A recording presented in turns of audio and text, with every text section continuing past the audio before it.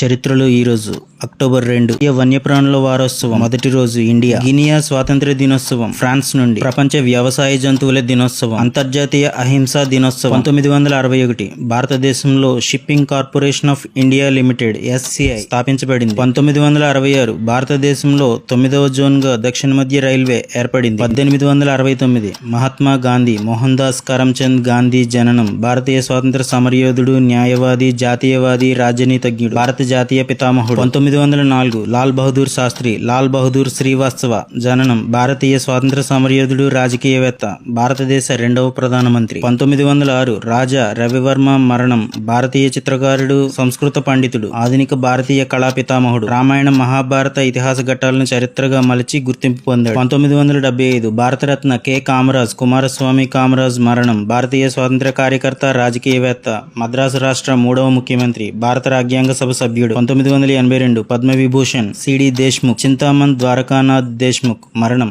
భారతీయ reserve bank 3వ governor. ఈ పదవి పొందిన స్వతంత్ర భారతదేశపు మొదటి భారతీయుడు. చరిత్రలో జరిగిన ఇలాంటి విషయాలను ఎప్పటికప్పుడు తెలుసుకోవడం కోసం మన ఛానల్ని సబ్స్క్రైబ్ చేసుకోండి. చరిత్ర కొనసాగుతుంది.